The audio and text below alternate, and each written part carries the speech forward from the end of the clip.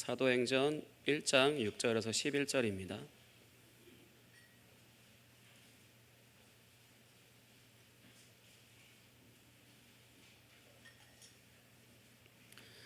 사도행전 1장 6절에서 11절 말씀 한 목소리로 같이 읽도록 하겠습니다. 시작. 그들이 모였을 때에 예수께 여쭈어 이르되 주께서 이스라엘 나라를 회복하심이 이때니까 하니 이르시되 때와 시기는 아버지께서 자기의 권한에 두셨으니 너희가 알 바 아니요 오직 성령이 너희에게 임하시면 너희가 권능을 받고 예루살렘과 온 유대와 사마리아와 땅끝까지 이르러 내 증인이 되리라 하시니라. 이 말씀을 마치시고 그들이 보는데 올려져 가시니 구름이 그를 가리어 보이지 않게 하더라. 올라가실 때에 제자들이 자세히 하늘을 쳐다보고 있는데 흰옷 입은 두 사람이 그들 곁에 서서 이르되 갈릴리 사람들아 어찌하여 서서 하늘을 쳐다보느냐. 너희 가운데서 하늘로 올려지신 이 예수는 하늘로 가심을 본 그대로 오시리라 하였느니라. 아멘. 사도행전 1장 6절에서 11절 말씀을 가지고 성령이 우리에게 임하시면 이라는 제목으로 말씀을 전하도록 하겠습니다.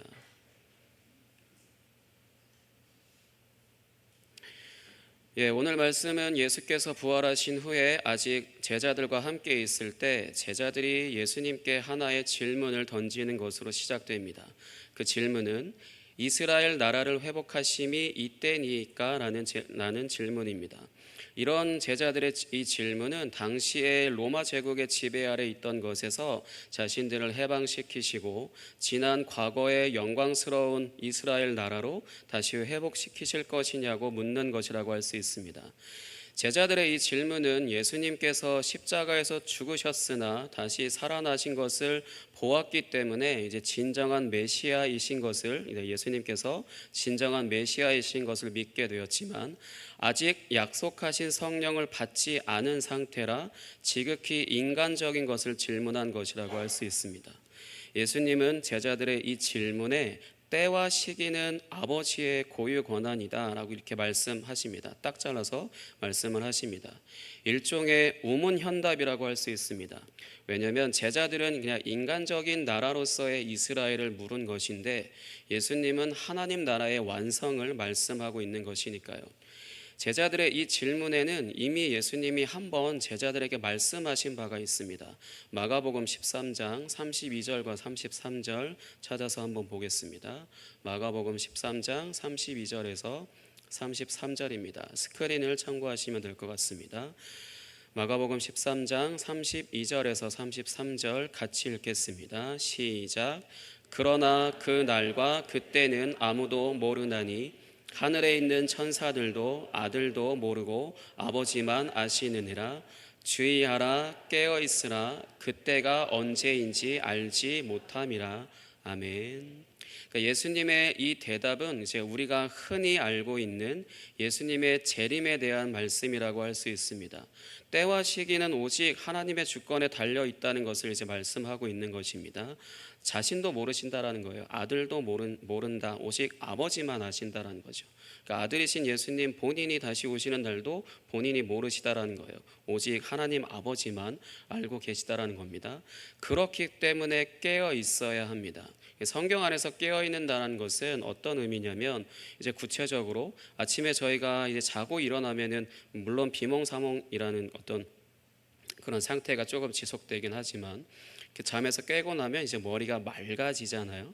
머리가 맑은 그런 상태처럼 이제 좌로나 우로나 어느 쪽으로나 치우치지 않고 이제 머리가 정신이 이렇게 맑은 그 상태처럼 좌로나 우로나 치우치지 않고 시대를 잘 분별하는 것을 이제 깨어 있는 것이다라고 성경에서는 이렇게 말씀하고 있는 것입니다. 그러니까 이단들이나 아니면은 성경을 왜곡해서 이제 잘못된 종말론을 가르치는 사람들의 미혹에도 주의해야 할 것입니다. 가령 예수님의 재림이 임박했다라고 해서 그러니까 이 세상에서 살아가는 것이 별로 의미가 없으니까 육은 무익하고 오직 영만 그러니까 유익하다라고 이렇게 말하는 것처럼 이제 예수님의 재림이 임박했다라고 해서 이 세상에서 살아가는 것이 별로 의미가 없으니까 이 재산을 다 팔아서 이제 교회에 헌금을 하라고 한다든지, 아니면 예수님의 재림을 무언가를 해서 열심히 전 세계적인 선교를 해서 예수님의 재림을 앞당길 수 있다고 말한다든지, 아니면 오늘 말씀의 제자들의 질문처럼 이스라엘이라는 국가의 회복을 위한 사역이 마지막 때의 중요한 사역이라고 말한다든지, 결국 이렇게 말하는 모든 것은 이제 예수님께서 명령하신 깨어 있으라는 것과는 거리가 멉니다. 성경은 그렇게 말씀하고 있지 않기 때문에요. 성경에서 말씀하는 종말이라고 하는 것은 몇 주 전에 말씀드린 것처럼 예수님께서 건물로서의 성전이 세워져 있는 이제 예루살렘에서 이제 십자가에서 죽으시는 것으로 옛 성전을 심판하시고 이제 자신의 몸으로 새로운 성전을 세우셔서 새로운 세상을 시작하신 것을 바로 종말이라고 말합니다. 또 동시에 우리의 죄를 이제 대신 짊어지시고 죽으시는 것으로 우리를 대신하여 심판을 당하신 것도 역시 종말이라고 이야기합니다. 그러니까 우리가 흔히 생각하는 이제 재림 직전에 일어난다라고 하는 무슨 재난의 징조와 같은 것은 우리와는 거리가 먼 것입니다. 그러니까 계속해서 이 부분이 이제 종말이고요. 이제 계속해서 예수님은 이제 제자들의 이스라엘의 회복에 대한 질문에 이제 우문현담으로 또 한 가지 대답을 하시는데 8절에서 우리에게 익숙한 말씀을 하십니다. 오늘 본문 말씀 8절 같이 읽도록 하겠습니다. 본문 말씀 8절 같이 읽겠습니다. 시작. 오직 성령이 너희에게 임하시면 너희가 권능을 받고 예루살렘과 온 유대와 사마리아와 땅끝까지 이르러 내 증인이 되리라 하시니라. 아멘. 오늘 본문 말씀 앞에 위치한 말씀에 기록되었던 아버지께서 약속하신 성령이 이제 임하시게 되면 제자들이 예수님의 증인이 된다라는 것입니다. 그러니까 그 제자들의 이스라엘이란 나라 회복이 언제입니까? 이때입니까?라는 그 질문에 지금 예수님께서는 성령이 임하시면 이제 제자들이 예수님의 증인이 된다라고 이렇게 또 한번 우문현답을 하시는 거죠. 증인이라고 하는 것은 이제 법정에 서서 원고 측에 서든지 아니면 피고 측에 서든지 이제 자신이 해당 사건에 대하여 목격했다라는 것을 이제 주장함으로써 원고 측 진술이 진실한지 피고 측 진술이 진실한지에 대해서 이제 증언하기 위하여 채택된 사람을 말하는 것입니다. 사도행전 안에서 제자들이 무엇을 증언할까요? 예수님이 질병을 치유하시거나 귀신을 쫓아내신 사역과 이제 유대인들이 십자가에 매달아 죽였지만 하나님이 그를 다시 살리셨다라는 것을 이제 증언합니다. 문자적으로는 예수님이 부활하셨다는 역사적 사실을 증언하는 것처럼 보이지만 궁극적으로는 예수님께서 이 땅 가운데 하나님 나라를 가지고 오신 분이시고 그 나라의 왕이시라는 것을 증언하는 것입니다. 사도행전 5장 30절과 32절 같이 읽도록 하겠습니다. 사도행전 5장 30절에서 32절입니다. 같이 읽겠습니다. 시작. 너희가 나무에 달아 죽인 예수를 우리 조상의 하나님이 살리시고 이스라엘에게 회개함과 죄사함을 주시려고 그를 오른손으로 높이사 임금과 구주로 삼으셨느니라.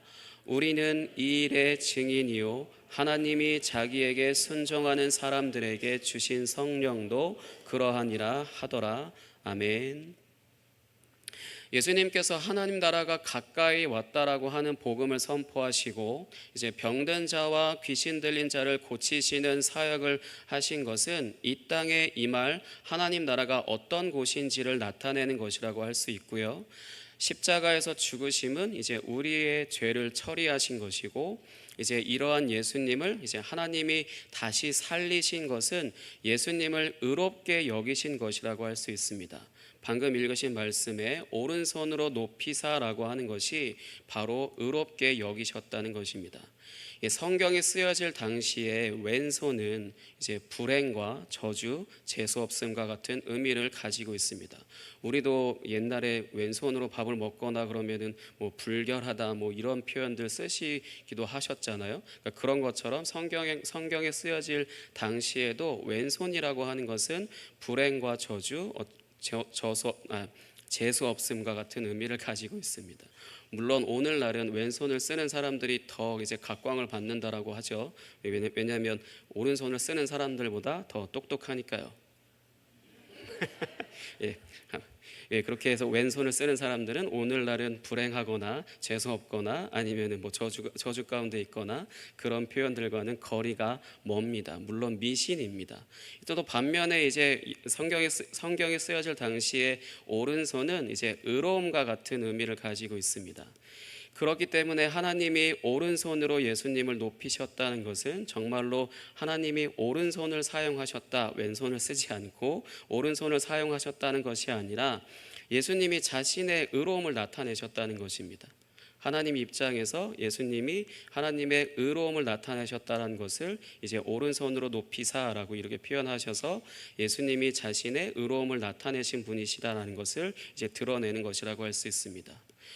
또 손이라고 하는 것은 하나님의 일하심을 나타내는 것이기도 하기 때문에 성령을 하나님의 손으로 비유하기도 합니다. 그래서 우리도 삶을 살아가면서 하나님이 오른손을 사용하실 만한 삶을 살아야 할 것입니다. 우리가 우리의 의를 드러내는 삶을 살면 우리는 하나님의 오른쪽에 억지로라도 서 있으려고 하는 것이나 마찬가지이기 때문에 하나님이 오른손을 사용하시는 데 있어서 굉장히 우리가 걸리적거리게 됩니다. 누군가 나의 오른쪽에 서 있고 너무 가까이 있으면 손을 이렇게 움직이는데 부자연스럽잖아요. 제가 지금 비유입니다. 그렇게 불편한 것처럼 우리가 우리의 의를 하나님께 드러내는 삶을 산다라는 것은 우리가 강제적으로 하나님의 오른편에 서 있어서 하나님의 오른손에 저희가 이제 걸리적거리는 이런 존재가 된다라는 것입니다. 심한 경우에는 이제 우리가 아예 하나님의 오른손을 원천 봉쇄하는 것이 되기도 합니다. 이제 그런 삶은 이제 어떤 삶일까요? 하나님의 은혜를 경험하지 못하는 삶이라고 할 수 있습니다. 하나님의 오른손을 불편하게 하고 하나님의 오른손을 사용하지 못하게 하는 삶이라는 것은 이제 하나님의 은혜를 경험하지 못하는 삶이라고 할 수 있습니다. 이제 또 반대로 하나님이 우리의 오른편에 서 계시면 하나님의 오른손이 굉장히 자유롭기 때문에 이제 우리의 삶에 하나님의 의로운 오른손으로 역사하시는 일이 이제 풍성해지게 됩니다. 하나님의 유일한 의이신 예수 그리스도만이 나의 의로움이라는 믿음을 갖게 될 때 이제 하나님이 나의 오른편에 서셔서 이제 하나님의 일을 이루어 가신다는 것입니다. 이때 우리의 오른손은 이제 불편해지기 때문에 이제 적응이 될 때까지는 이제 하나님과의 관계 안에서 이제 불편함을 느낄 수밖에 없을 것입니다. 언제까지일까요? 나의 의로움을 내세우는 것이 끝날 때까지요.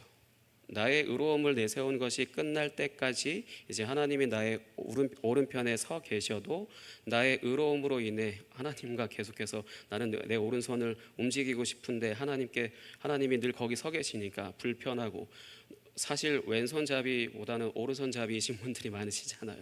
그러니까 그 부분에 있어서 자기 자신이 주된 손을 사용하는 것에 있어서 이제 불편함을 느끼기 때문에 자신에게 익숙한 삶에서 자신에게 익숙한 경험 안에서 우러나온 것들을 행해야 되는데 하나님과의 의로움과 늘 부딪히기 때문에 이제 불편한 시간들을 보낼 수밖에 없는 것입니다. 언제까지요? 나의 의로움을 내세우는 것이 이제 끝날 때까지요. 그리고 이제 계속해서 이제 본문 말씀 9절은 예수님이 이제 하늘로 올라가시는 장면을 기록하고 있습니다. 이 장면은 예수님이 선포하신 그 하나님 나라의 왕으로서 이제 온 세상을 다스리시기 위해 하나님 보좌 우편에 앉으신 것입니다. 오늘 본문 말씀 9절 말씀 같이 읽겠습니다. 오늘 본문 9절 말씀 시작. 이 말씀을 마치시고 그들이 보는데 올려져 가시니 구름이 그를 가리어 보이지 않게 하더라. 아멘. 이제 여기서 이제 구름이라고 하는 것은 이제 출애굽기에서 이제 성막을 지으라고 하나님께서 어떤 그 설계도 같은 것들을 주시잖아요. 그리고 나서 이제 성막을 지은 후에 다 짓고 나니까 이제 성전 안에 이제 구름과 여호와의 영광이 가득했다라고 말씀하시거든요. 그러니까 그런 것처럼 이제 하늘 위에 있는 일종의 뭐 뭉게구름 같이 저희가 표현하잖아요. 그 눈에 보여지는 그 구름이 예수님을 가린 것이 아니라 이제 하나님의 영광 안으로 이제 예수님이 들어가신 것이라고 할 수 있습니다. 그러니까 이렇게 하나님의 영광 가운데 하나님 나라의 왕으로서 통치하시기 시작하신 예수님은 이제 아버지께서 약속하신 성령을 이제 제자들에게 보내주실 것입니다. 오늘 말씀처럼 예수님의 증인이 되게 하시기 위함도 있지만 성령을 보내주시는 것이 오늘 말씀처럼 예수님의 증인이 되게 하시기 위함도 있지만 이제 궁극적으로는 이제 다스리시기 위해서 성령을 보내주십니다. 구약의 여호와 하나님이 이제 율법을 주셔서 율법을 통하여서 이제 다스리셨던 것처럼 예수님은 성령을 보내주셔서 성령을 통하여서 이제 참 성전이신 예수님 자신의 손과 발로서 기능하는 각 지체인 제자들을 통하여 다스리시기 위해 성령을 보내주십니다. 그러니까 제자들의 이스라엘을 회복하심이 이때니까라는 이 인간적인 질문에 우문현답으로서 하나님 보좌 우편에 예수님이 하나님 보좌 우편에 오르셔서 하나님 나라의 통치와 다스리심을 시작하신 것입니다. 오늘날도 이제 마찬가지라고 할 수 있습니다. 우리에게 성령이 임하셨다면 우리도 참 성전이신 예수 그리스도의 손과 발로서 기능하는 각 지체로 예수님 안에서 참 성전으로 지어져 가는 것입니다. 또 동시에 예수님께서 가지고 오신 하나님 나라도 선물로 받아서 이제 그 안에서 하나님의 은혜와 사랑으로 다스림을 받으며 살아가게 되는 것입니다. 제자들의 질문인 이스라엘의 회복은 사실 이때 이미 시작된 것입니다. 그러나 아직 완성되지 않았을 뿐이고요. 이 나라는 구약의 이스라엘이라고 하는 국가처럼 지금 제자들이 물었던 것처럼 이스라엘이라고 하는 그 국가처럼 특정한 공간에 자리하고 있는 나라가 아닌 예수 그리스도께서 하나님 보좌 우편에 앉으셔서 이제 성령을 통하여 다스리시는 하나님 나라였던 것입니다. 이스라엘 백성, 그러니까 제자들이 묻는 그 질문에 예수님께서 대답하신 그 나라는 이스라엘이라고 하는 특정한 공간 안에 자리하고 있는, 그래서 인간 왕이 다스리고 있는 그런 눈에 보이는 나라가 아니라 예수님께서 하나님 보좌 우편에 앉으셔서 이제 성령을 통하여 다스리시는 그 하나님 나라였던 것입니다. 이 나라는 구약에서는 비밀로 감춰져 있었던 나라였습니다. 성경 곳곳에 기록되어 있는 이 많은 구약 성경 안에 비밀로 이제 하나님 나라가 공공연히 이렇게 쓰여져 있었거든요. 특별히 다니엘서에 기록되어 있는 나라가 바로 이 나라라고 할 수 있습니다. 다니엘서 7장 13절에서 14절 말씀 같이 읽겠습니다. 다니엘서 7장 13절에서 14절입니다. 같이 읽겠습니다. 시작. 내가 또 밤 환상 중에 보니 인자 같은 이가 하늘 구름을 타고 와서 옛적부터 항상 계신 이에게 나아가 그 앞으로 인도되매 그에게 권세와 영광과 나라를 주고 모든 백성과 나라들과 다른 언어를 말하는 모든 자들이 그를 섬기게 하였으니 그의 권세는 소멸되지 아니하는 영원한 권세요 그의 나라는 멸망하지 아니할 것이니라. 아멘. 그러니까 이 나라가 지금 본문 말씀에 기록된 것처럼 이제 예수님께서 하늘로 오르시고 이제 구름이 예수님을 가리는 장면이 바로 방금 읽으신 다니엘서 말씀이 이루어지는 것이라고 할 수 있을 것입니다. 그러니까 예수님이 십자가에서 죽으시기 전까지 선포하셨던 복음이 바로 이 하나님 나라이고 이제 병든 자들을 고치시고 귀신 들린 사람들을 고치신 일이 바로 이 하나님 나라가 어떤 곳인지 보여주시는 것이기도 합니다. 이후에 십자가에서 죽으시고 부활하시는 것은 이제 우리의 죄를 용서하시기도 하고 씻어 주시는 것도 있지만 이제 궁극적으로는 하나님 나라의 왕으로 등극하시는 일종의 즉위식과 같은 것이라고 할 수 있습니다.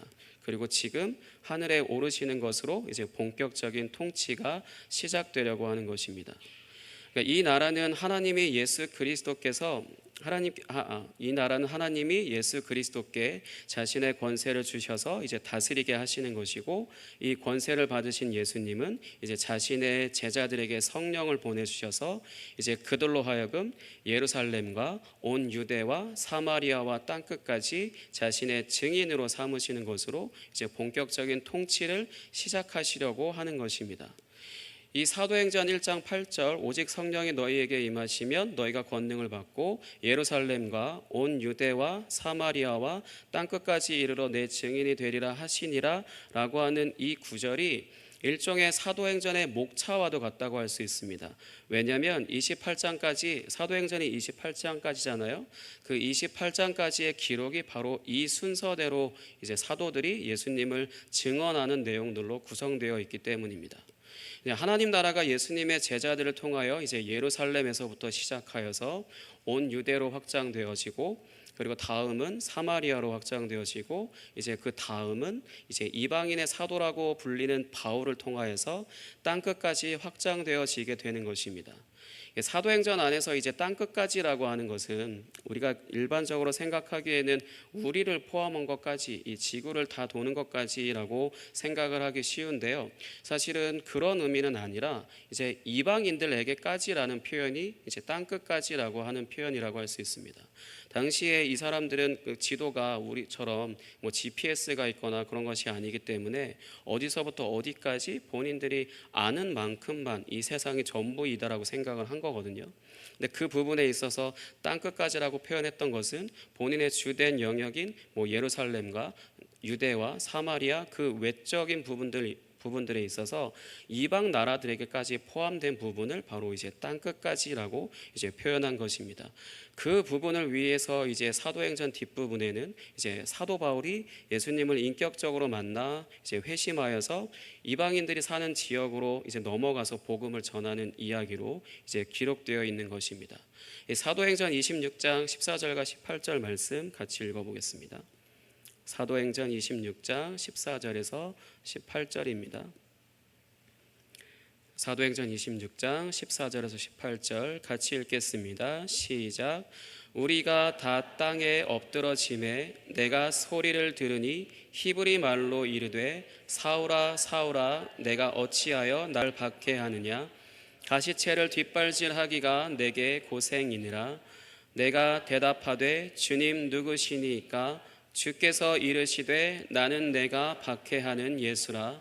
일어나 너의 발로 서라. 내가 내게 나타난 것은 곧 내가 나를 보낸 일과 장차 내가 내게 나타날 일에 너로 종과 증인을 삼으려 함이니 이스라엘과 이방인들에게서 내가 너를 구원하여 그들에게 보내어 그 눈을 뜨게 하여 어둠에서 빛으로 사탄의 권세에서 하나님께로 돌아오게 하고 죄 사함과 나를 믿어 거룩하게 된 무리 가운데서 기업을 얻게 하리라 하더이다. 아멘. 사랑하는 성도 여러분, 우리에게 성령이 임했다면 바로 이 하나님 나라를 상속받은 것이라고 할 수 있습니다. 이제 우리를 어둠에서 빛으로 인도하시고 사탄의 권세에서 종로를 타던 삶에서 이제 사랑의 하나님께로 또 돌아오게 하시고 이제 우리의 죄를 용서하시고 우리를 거룩하게 구별하셔서 하나님 나라를 이미 선물로 받게 하신 것입니다. 이 나라는 절대 흔들리지 않으며 주님이 다시 오시는 그날까지 이제 예수님께서 영광 가운데 하늘로 올라가신 것처럼 이제 다시 그 영광 가운데 다시 오시게 되는 그날까지 이제 우리를 은혜와 사랑으로 신실하게 지키시고 보호할 것입니다. 저와 여러분의 삶 가운데 이제 참 증인이신 성령을 통하여서 이 소멸하지 않고 멸망하지 않는 이 영원한 하나님 나라의 풍성한 은혜가 가득하게 될 것이다라는 것입니다. 이 하나님 나라는 절대 변함이 없고요. 이미 태초 전부터 하나님께서 마련해 놓으신 것이고, 그것을 하나님께서 창세기부터 시작해서 이 구약 성경 전체를 통하여서 이 이스라엘이라고 하는 눈에 보여지는 국가를 통해 이미 1차적으로 다 이루시고 나서 그 이후에 이제 예수님께서 이 땅 가운데 오시고 하나님 나라가 가까이 왔다라고 선포하신 건 이 이스라엘을 하나님께서 이렇게 세우셨던 것처럼 이제 하나님께서 다시 이 땅 가운데 돌아오셔서 하나님의 나라 온 세상 가운데 임할 그 하나님 나라가 이제 곧 시작된다라고 이제 선포하신 것입니다. 그 부분에 있어서 예수님이 십자가에서 죽고 부활하심으로 이제 하나님 나라의 왕으로서 이제 등극하신 것이고, 이제 오늘 말씀처럼 하늘로 올라가시는 것으로 인해 이제 하나님 보좌 우편에서 그 통치와 다스리심을 시작하신 것입니다. 그리고 사도 바울이라고 하는 사람을 통하여서 이방인들에게까지 이 하나님 나라의 비밀이 선포되어지고 이제 이 복음이 전달되어지고 그것이 오늘날 우리에게까지 온 것입니다. 어떤 특정한 거짓말을 엄청나게 많은 사람들에게 속이는 것은 그렇게 어렵지 않다라고 해요. 왜냐하면 대중심리라는 것을 이용해서 충분히 어느 누구에게나 거짓을 심어 놓게 되면 일시적으로 엄청나게 많은 사람들을 속일 수 있습니다. 하지만 오랜 시간 동안 속이는 것은 불가능합니다.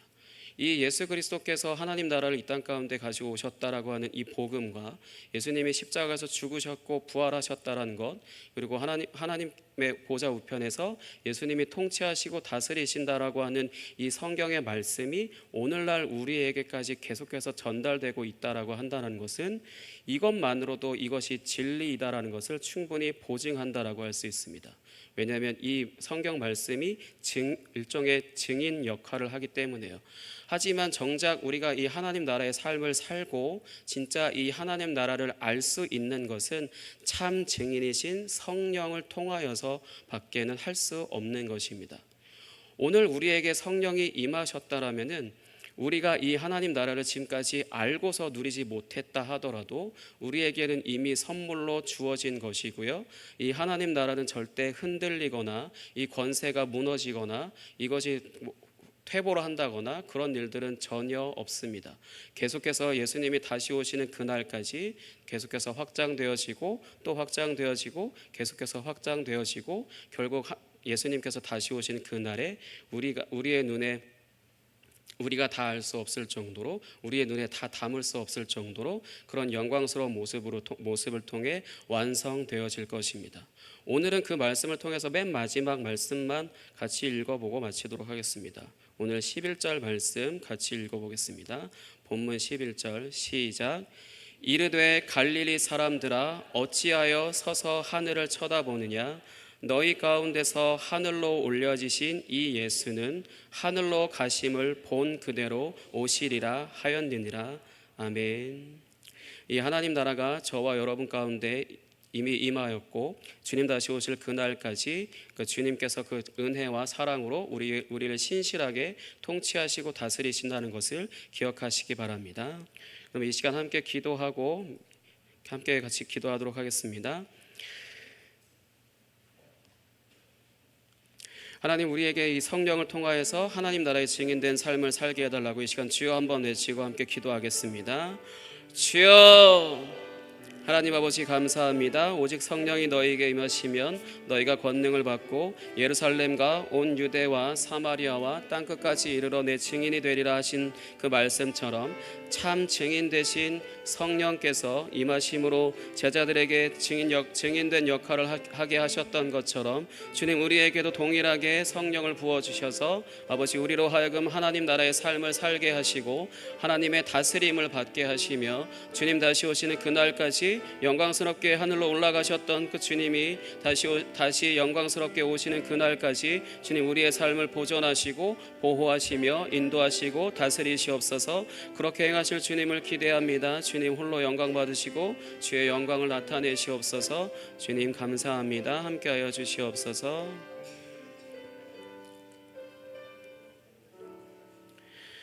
하나님 아버지 감사합니다. 오직 성령이 너희에게 임하시면 너희가 권능을 받고 예루살렘과 온 유대와 사마리아와 땅끝까지 이르러 내 증인이 되리라 하시니라 말씀하셨던 그 말씀이 1차적으로 제자들을 통하여 땅끝까지 선포되어졌고 이제 그것을 넘어 우리에게까지 온 그 복음이 아버지 그냥 단순히 복음만이 온 것이 아니라 그 복음의 실체인 하나님 나라 역시 우리에게도 동일하게 임한 것인 줄 믿습니다.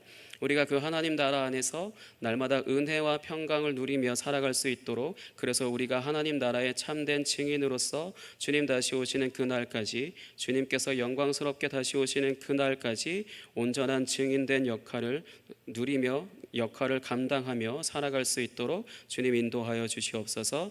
그렇게 행하실 분도 우리가 아니라 오직 주님이시니 오직 주님만 홀로 영광 받아 주시옵소서. 감사합니다. 살아계신 예수 그리스도의 이름으로 기도하였습니다. 아멘.